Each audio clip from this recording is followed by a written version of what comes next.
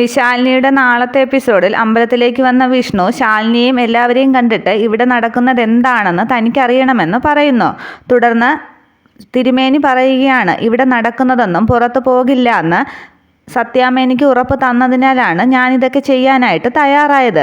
അന്നേരം ഭാമ പറയുകയാണ്, ഈ നിൽക്കുന്നത് എൻ്റെ മകനാണെങ്കിൽ ഇവിടെ നടക്കുന്നതൊന്നും പുറത്തു പോകില്ല. സത്യപരീക്ഷ നമ്മൾ നിശ്ചയിച്ച പ്രകാരം നടക്കുക തന്നെ ചെയ്യും. അന്നേരം ഒന്നും മനസ്സിലാകാതെ സത്യപരീക്ഷയോ എന്ന് ആകെ പരിഭ്രമിച്ച് ചോദിക്കുകയാണ് വിഷ്ണു.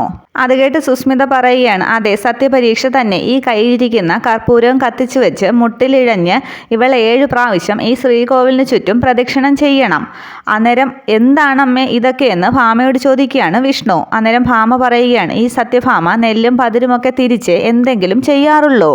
ഗർഭിണിയാണെന്ന് ഇവള് തന്നെ സമ്മതിച്ചിട്ടുണ്ട്. പക്ഷേ ഇവളെ തൊട്ടിട്ടില്ല എന്ന് നീയും പറയുന്നു. നീയാണെങ്കിൽ സത്യം ചെയ്ത് തരികയും ചെയ്തു. ഇവളാണെങ്കിലോ സത്യം ചെയ്യാനായിട്ട് തയ്യാറുമല്ല. പിന്നെ ഇവള് പറയുന്നതെല്ലാം സത്യമാണെന്നും. അപ്പോൾ പിന്നെ ഇങ്ങനെ ഒരു സത്യപരീക്ഷണത്തിലൂടെ തന്നെ അവൾ തെളിയിക്കട്ടെ അവൾ പറയുന്നത് സത്യമാണെന്ന്.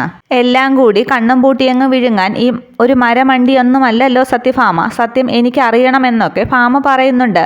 അന്നേരം വിഷ്ണു പറയുകയാണ്, അമ്മേ, എല്ലാ സത്യങ്ങളും തുറന്നു പറയാനായിട്ട് അവൾക്ക് കുറച്ച് സമയം വേണമെന്നല്ലേ പറയുന്നത്.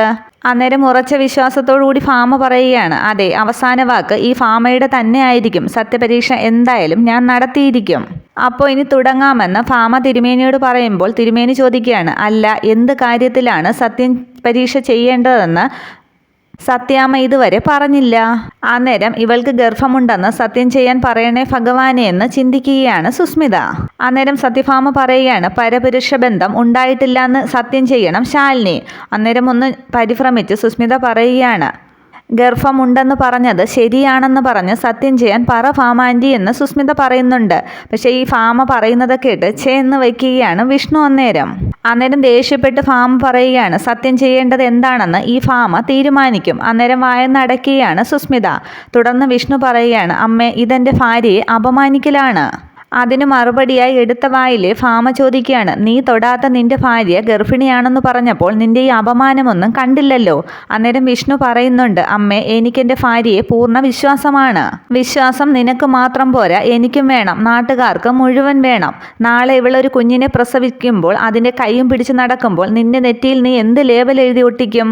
അന്നേരവും നീ പറയുമോ എനിക്കെൻ്റെ ഭാര്യയെ വിശ്വാസമാണെന്ന്? തുടർന്ന് പറയുകയാണ്, സത്യപരീക്ഷണം എന്തായാലും നടക്കട്ടെ. അന്നേരം ആകെ ദേഷ്യപ്പെട്ട് വിഷ്ണു ചോദിക്കുന്നുണ്ട്, എടോ ശാലിനി, തനിക്കെന്താ ഭ്രാന്ത് പിടിച്ചോ? അന്നേരം ശാലിനി പറയുകയാണ്, വിഷ്ണുവേട്ടൻ എന്നെ തടയരുത്. സത്യാമ്മയുടെ ചോദ്യത്തിന് മറുപടി പറയേണ്ട ബാധ്യത എനിക്കുണ്ട്. തുടർന്ന് ശാലിനി കൈ നീട്ടുമ്പോൾ കൈവെള്ളയിലിരിക്കുന്ന ഭസ്മത്തിലേക്ക് തിരുമേനി കർപ്പൂരം കത്തിച്ച് വെച്ച് കൊടുക്കുകയാണ്. തുടർന്ന് ശ്രീകോവിലൊന്ന് തൊഴുത ശേഷം മുട്ടിലിഴഞ്ഞ് പ്രദക്ഷിണം വയ്ക്കാൻ തുടങ്ങുകയാണ് ശാലിനി. അതേസമയം സത്യഭാമയുടെ വീട്ടിൽ വേദന കൊണ്ട് പുളയുകയാണ് പ്രീതി. രാഘവൻ നായർ ശാലിനിയൊക്കെ വിളിക്കാൻ ശ്രമിക്കുന്നുണ്ട്. പക്ഷേ ശാലിനിയുടെ ഫോൺ പുറത്തു നിന്നങ്ങ് ബെല്ലടിക്കുകയാണ്. തുടർന്ന് മുട്ടിലിഴഞ്ഞ് പ്രദക്ഷിണം വയ്ക്കുന്ന ശാലിനിയുടെ കൂടെ നടക്കുകയാണ് ശാന്ത. വിഷമത്തോടെ തൊട്ടുപിറകെ വിഷ്ണു നടക്കുന്നുണ്ട്. അതേസമയം പ്രീതി ആകെ തലകറങ്ങി ബോധം പോയങ്ങ് സെറ്റിയിലേക്ക് വീഴുകയാണ്. എന്താന്നൊക്കെ രാഘവൻ നായർ പരിഭ്രമിക്കുമ്പോൾ പൊന്നു പറയുന്നുണ്ട്, ബോധം പോയി സാർ, ഇനി വച്ചുകൊണ്ടിരിക്കാൻ പറ്റില്ല. കുഞ്ഞിനും അമ്മയ്ക്കുമൊക്കെ അത് കേടാണ്. എത്രയും പെട്ടെന്ന് ഹോസ്പിറ്റലിലേക്ക് കൊണ്ടുപോകണമെന്ന് പൊന്നു പറയുന്നു. തുടർന്ന് രാഘവൻ നായർ പൊന്നെ ഓട്ടോറിക്ഷ വിളിക്കാനായി പറഞ്ഞു വിടുകയാണ്. എന്നിട്ട് പ്രീതിയെ തട്ടി വിളിക്കുന്നുണ്ട്, മോളെ കണ്ണു തുറക്ക്, പൊന്നു മോളല്ലേ എന്നൊക്കെ രാഘവൻ നായർ കരഞ്ഞു പറയുകയാണ്. പക്ഷേ പ്രീതിക്കാണെങ്കിൽ ബോധം തെളിയുന്നില്ല. അതേസമയം അമ്പലത്തിൽ ഒരു പ്രദക്ഷിണം പൂർത്തിയാക്കുകയാണ് ശാലിനി. അന്നേരം കയ്യിലെ കർപ്പൂരം അണയുമ്പോൾ വേറെ കർപ്പൂരം വെച്ചു കൊടുക്കുകയാണ് തിരുമേനി. തുടർന്ന് വിഷ്ണു പറയുന്നുണ്ട്, അമ്മേ, ഒരു പ്രദക്ഷിണമായില്ലേ, നിർത്താൻ പറയുന്നു. അന്നേരം 7 പ്രദക്ഷിണം എന്ന് ഉറച്ചു പറയുകയാണ് ഭാമ. ശാലിനിയുടെ ആത്മവിശ്വാസം കണ്ട് സുസ്മിത കരുതുന്നുണ്ട്, ഇവളിപ്പോൾ 7 പ്രദക്ഷിണവും പൂർത്തിയാകുന്ന മട്ടാണല്ലോ. തുടർന്ന് ശാന്തേച്ചി മോളെ എന്നും പറഞ്ഞ് ശാലിനിയെ പിടിക്കുമ്പോൾ ശാലിനി പറയുന്നുണ്ട്, ശാന്തേച്ചി പേടിക്കേണ്ട, ശാലിനി പരീക്ഷണത്തിൽ വിജയിക്കും. വിഷ്ണുവേട്ടനൊപ്പം ജീവിച്ചില്ലെങ്കിലും ഇത് ശാലിനിയുടെ അഭിമാനത്തിൻ്റെ പ്രശ്നമാണ്. അന്നേരം തിരുമേനി പറയുന്നുണ്ട്, ആരും ഭയപ്പെടുത്താൻ നോക്കണ്ട, ആ കുട്ടി അത് ചെയ്തോട്ടെ എന്ന്. അന്നേരം വീണ്ടും അമ്മേ ഒന്ന് നിർത്താൻ പറയുന്നൊക്കെ പറയുമ്പോൾ എന്നാക്കിയിട്ട് സത്യഭാമ പറയുകയാണ് 7. അന്നേരം വായടച്ച് നിൽക്കുന്ന നിൽക്കുകയാണ് വിഷ്ണു.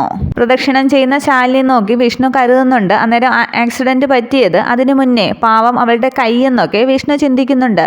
അന്നേരം സുസ്മിതയും ചിന്തിക്കുകയാണ് ബാലചന്ദ്രനൊക്കെ വെറും വേസ്റ്റ്, കാർ ഇടിച്ചപ്പോൾ ഇവളുടെ കാൽമുട്ടിലൂടെ കയറ്റി ഇറക്കിയാൽ മതിയായിരുന്നോ. ആകെ വിഷമിച്ച് നിൽക്കുന്ന വിഷ്ണുയെ തിരുമേനി ആശ്വസിപ്പിക്കുന്നുണ്ട്. സത്യം ആ കുട്ടിയുടെ കൂടെയുണ്ടെങ്കിൽ ആ കുട്ടി എന്തായാലും വിജയിക്കും. കാലങ്ങൾ മാറിയപ്പോൾ ആചാരങ്ങൾ മാറി. ഇപ്പോൾ ശ്രീകോവിലിന് ചുറ്റുമാണ് പ്രദക്ഷിണം, മുമ്പ് അങ്ങനെ അല്ലായിരുന്നു, ദേവി കൂടെയുണ്ട് എന്നൊക്കെ തിരുമേനി പറയുന്നുണ്ട്. അതേസമയം ഓട്ടോയിൽ പൊന്നി പ്രീതിയെ കൊണ്ട് ഹോസ്പിറ്റലിലേക്ക് കൊണ്ടുപോകുമ്പോഴും ശാലിനിയെ ഫോൺ ചെയ്യാനായിട്ട് ശ്രമിക്കുന്നുണ്ട്. അതേസമയം ശാലിനി രണ്ടാമത്തെ പ്രദക്ഷിണം പൂർത്തിയാക്കുകയാണ്. ആകെ വേച്ച് ശാലിനി എങ്ങനെ നീറി ഇഴഞ്ഞു പോകുന്നത് കണ്ട് വിഷ്ണു പറയുകയാണ്, അമ്മേ നോക്കമ്മേ ശാലിനിയുടെ മുട്ടൊക്കെ. അന്നേരവും വിഷ്ണുവിനെ ഒന്ന് നോക്കി പേടിപ്പിക്കുകയാണ് ഭാമ. അന്നേരം സുസ്മിത കരുതുകയാണ്, അടിപൊളി, ഇനിയാണ് രസം, ഇതിപ്പോൾ മൂന്നാമത്തേതല്ലേ ആകുന്നുള്ളൂ, കൂടിപ്പോയാൽ ഇവൾ ഇതും കൂടി പൂർത്തിയാക്കുമായിരിക്കും. അതേസമയം ശാന്ത ശാലിനിയുടെ അവസ്ഥ കണ്ട് വിഷമിക്കുകയാണ്. എന്നെക്കൊണ്ട് ഇതൊന്നും കാണാൻ വയ്യ എന്നും പറഞ്ഞ് അമ്പലത്തിന് പുറത്തേക്ക് ഇറങ്ങി നിൽക്കുകയാണ് ശാന്ത. അതേസമയം ശാലിനി ഓരോ പ്രദക്ഷിണവും പൂർത്തിയാക്കാൻ ശ്രമിക്കുകയാണ്. അന്നേരം സുസ്മിത ചിന്തിക്കുന്നുണ്ട്, ഈശ്വര, അവൾ നാലാമത്തെ പ്രദക്ഷിണവും ആയല്ലോ. അതേസമയം ശാന്ത വന്ന് പുറത്തേക്ക് നിൽക്കുമ്പോൾ പൊന്നി വീണ്ടും ശാലിനിയെ ഫോൺ ചെയ്യുകയാണ്. ശാലിനിയുടെ ഫോൺ ശാന്ത എടുക്കുമ്പോൾ ശാലിനി കൊച്ചല്ലേ എന്ന് ചോദിക്കുന്നുണ്ട്. അല്ല, ഞാൻ ശാന്തയാണ്, കുടുംബശ്രീ ഹോട്ടലിൽ ജോലി ചെയ്യുന്ന എന്നൊക്കെ പറയുന്നു. അന്നേരം ആരാണെന്ന് ചോദിക്കുമ്പോൾ ഞാൻ പൊന്നിയാണ്, ശാലിനി കൊച്ചിൻ്റെ വീട്ടിലെ ജോലിക്കാരിയാണ്. പ്രീതി കുഞ്ഞിന് സുഖമില്ലാതായി, ഭയങ്കര വയറുവേദന, ബോധമൊക്കെ പോയി. രാഘവൻ സാർ വീട്ടിൽ തനിച്ചേ ഉള്ളൂ. ഞാനിപ്പോൾ പ്രീതി കുഞ്ഞിനെയും കൊണ്ട് മിഷൻ ഹോസ്പിറ്റലിലേക്ക് പോവുകയാണ്. ശാലിനി കുഞ്ഞിനോട് ഒന്ന് വേഗം വരാൻ പറയണം, വിവരം പറയണം എന്നൊക്കെ ശാന്തയോട് പൊന്നി പറയുന്നു. പറയാമെന്നും പറഞ്ഞ് ഫോൺ വെച്ച് അകത്തേക്ക് പോവുകയാണ് ശാന്ത. അതേസമയം ശാലിനി ഓരോ പ്രദക്ഷിണവും പൂർത്തിയാക്കുകയാണ്. അന്നേരം ഇവളിത് മുഴുവനും പൂർത്തിയാകുമോ എന്ന് സുസ്മിത ചിന്തിച്ചങ്ങനെ നിൽക്കുമ്പോൾ മോളെ ശാലിനി എന്നും പറഞ്ഞ് അകത്തേക്ക് വരുന്ന ശാന്ത ശാലിനിയുടെ ചെവിയിൽ കാര്യങ്ങളൊക്കെ പറയുകയാണ്. അന്നേരം അത് എന്താണെന്ന് ശ്രദ്ധിച്ചു നിൽക്കുന്നു വിഷ്ണുവും സത്യഭാമയും സുസ്മിതയും ഒക്കെ. കാര്യങ്ങളൊക്കെ കേട്ട ശേഷം പെട്ടെന്ന് എഴുന്നേൽക്കുന്ന ശാലിനി കയ്യിലിരിക്കുന്ന കർപ്പൂരം ദേവിയുടെ മുൻപിൽ തന്നെ തറയിലേക്ക് ഇടുകയാണ്. അന്നേരം അയ്യോ എന്ന് വയ്ക്കുന്നുണ്ട് തിരുമേനി. അന്നേരം ശാലിനി തൊഴുത് മനസ്സിൽ പറയുകയാണ്, പൊറുക്കണം ദേവി, എനിക്ക് പ്രദക്ഷിണം പൂർത്തിയാക്കാൻ കഴിഞ്ഞില്ല. അന്നേരം ഇതെന്താണ് സംഭവിക്കുന്നതെന്ന് നോക്കി നിൽക്കുകയാണ് വിഷ്ണുവും ഭാമയും സുസ്മിതയും ഒക്കെ. അന്നേരം തിരുമേനി പറയുന്നുണ്ട്, കുട്ടി, ഇത് പറ്റില്ല, 7 പ്രദക്ഷിണം പൂർത്തിയാക്കിയേ പറ്റൂ. തുടർന്ന് ശാലിനി പറയുകയാണ്, സത്യാമ്മേ, എനിക്ക് പോകണം, ഉടനെ പോയേ പറ്റൂ. അന്നേരം നീ ഇവിടെ നിന്ന് ചലിക്കണമെങ്കിൽ 7 പ്രദക്ഷിണം പൂർത്തിയാക്കണം എന്ന് പറയുന്നു. അന്നേരം ഞാൻ നാളെ വരാം, നാളെ വന്ന് ചെയ്യാമെന്നൊക്കെ ശാലിനി പറയുന്നുണ്ട്. ഭാമ പറയുകയാണ്, നാളെയല്ല, ഇന്ന് ചെയ്യേണ്ട കാര്യങ്ങൾ ഇന്ന് ചെയ്തേ പറ്റൂ. ഇവിടെ ഇപ്പോൾ ഇനി 1 പ്രദക്ഷിണം മാത്രമേ ഉള്ളൂ. അത് പൂർത്തിയാക്കാതെ നിനക്ക് അത്യാവശ്യമായിട്ട് പോകാനായിട്ട് എന്താണ് കാരണമെന്ന് ഭാമ ചോദിക്കുന്നുണ്ട്. അന്നേരം ഉത്തരമൊന്നും പറയാതെ ശാലിനി മനസ്സിൽ കരുതുകയാണ്, നിങ്ങളുടെ മകളുടെ ജീവൻ രക്ഷിക്കാൻ വേണ്ടിയാണ് എനിക്ക് പോകുന്നതെന്ന് ഇവിടെ പറയാൻ പറ്റില്ല. അതെനിക്ക് പറയാൻ പറ്റില്ല എന്ന് ശാലിനി പറയുന്നു. അന്നേരം സുസ്മിത പറയുകയാണ്, ഞാൻ പറയാൻ വേണ്ടി കാരണം കള്ളം പറഞ്ഞ് 7 വട്ടമായിട്ട് പ്രദക്ഷിണം പൂർത്തിയാക്കിയാൽ ദേവിയുടെ ശിക്ഷ കിട്ടുമെന്ന് ഇവൾക്ക് ഉറപ്പാണ്. അതുകൊണ്ടാണ് ഇവൾ ഒളിച്ചോടി പോകുന്നത് എന്നൊക്കെ സുസ്മിത പറയുന്നു. സുസ്മിതയ്ക്ക് തിരികെ മറുപടിയൊന്നും പറയാതെ നിങ്ങൾ എന്തൊക്കെ പറഞ്ഞാലും എനിക്ക് പോയേ പറ്റൂ എന്നും പറഞ്ഞ് അമ്പലത്തിന് പുറത്തിറങ്ങി വേഗം ഫോണുമൊക്കെ എടുത്ത് പെട്ടെന്ന് ഓടിപ്പോവുകയാണ് ശാലിനി. പിന്നാലെ ശാലിനി എന്നും പറഞ്ഞ് വിഷ്ണു ഇറങ്ങുന്നുണ്ട്. തൊട്ടു പിന്നാലെ ശാന്തയും സുസ്മിതയും ഭാമയും ഒക്കെ നോക്കി നിൽക്കുകയാണ് ശാലിനി പോകുന്നത്. അന്നേരം ദേഷ്യപ്പെട്ട് ഭാമ ചോദിക്കുന്നുണ്ട് വിഷ്ണുവിനോട്, മതിയായില്ലേടാ നിനക്ക്, സുസ്മിതേ വാ, എന്നിട്ട് വിഷ്ണുവിനോട് പറയുകയാണ്, വണ്ടി എടുക്ക്. അന്നേരം എങ്ങോട്ടാണെന്ന് ചോദിക്കുന്നുണ്ട്. അന്നേരം നിന്നോട് വണ്ടി എടുക്കാനല്ലേ പറയുന്നത് എന്നും പറഞ്ഞ് കാറിലേക്ക് കയറുകയാണ് ഭാമയും സുസ്മിതയും ഒക്കെ. കാറിൽ കയറുന്ന ഭാമ ആദ്യം വന്ന ഡ്രൈവറോട് ബുള്ളറ്റ് എടുത്ത് വീട്ടിൽ കൊണ്ടുവയ്ക്കണമെന്ന് പറഞ്ഞിട്ടാണ് പോകുന്നത്. അന്നേരം തിരുമേനി പറയുകയാണ്, പാവം കുട്ടി, അത് തെറ്റൊന്നും ചെയ്തിട്ടില്ലെന്നാണ് എൻ്റെ മനസ്സ് പറയുന്നത്. പക്ഷെ ദേവിക്ക് മുമ്പിൽ തെളിയിക്കാൻ അതിന് കഴിഞ്ഞില്ലല്ലോ, പാവമെന്ന് തിരുമേനി ചിന്തിക്കുമ്പോൾ അത് കേട്ട് നിൽക്കുകയാണ് ശാന്ത. തുടർന്ന് വിഷ്ണുവിൻ്റെ ബുള്ളറ്റ് ബൈക്ക് കൊണ്ടുപോകുന്നുണ്ട്. ശാന്ത പ്രാർത്ഥിക്കുകയാണ്, ദേവി ആപത്തൊന്നും വരുത്തല്ലേ എന്ന്. തുടർന്ന് കാണിക്കുന്നത് ഓട്ടോയിൽ പ്രീതിയെയും കൊണ്ടുപോകുന്ന പൊന്നിയുമാണ്. പൊന്നി തട്ടി വിളിക്കുന്നുണ്ട് പ്രീതി കുഞ്ഞെന്നൊക്കെ. എന്നിട്ട് ഓട്ടോക്കാരനോട് വേഗം പോകാനൊക്കെ പറയുകയാണ്. പിന്നീട് കാണിക്കുന്നത് ഓട്ടോയിൽ പോകുന്ന ശാലിനിയാണ്. തൊട്ടു പിറകെ തന്നെ വിഷ്ണുവിൻ്റെ കാറുമുണ്ട്, ഭാമയും സുസ്മിതയും ഒക്കെ ആയിട്ട്. അതേസമയം ശാലിനി പൊന്നിയെ ഫോൺ ചെയ്യുന്നുണ്ട്, എന്തായെന്നറിയാം, ഞങ്ങളിതുവരെ ഹോസ്പിറ്റലിൽ എത്തിയില്ല എന്ന് പൊന്നി അറിയിക്കുകയാണ്. തുടർന്ന് ശാലിനി പറയുകയാണ്, അവിടെ ചെന്ന ഉടനെ കാഷ്വാലിറ്റിയിൽ കാണിക്കണം, ബോധമൊക്കെ വന്നോളുമെന്നൊക്കെ പൊന്നി ആശ്വസിപ്പിക്കുന്നുണ്ട് ശാലിനി. ഡോക്ടർ പ്രീതിയെ പരിശോധിക്കുമ്പോഴേക്കും ശാലിനി അവിടെ ഉണ്ടാകും, പേടിക്കണ്ട എന്നൊക്കെ പറഞ്ഞ് ഫോൺ കട്ട് ചെയ്യുകയാണ് ശാലിനി.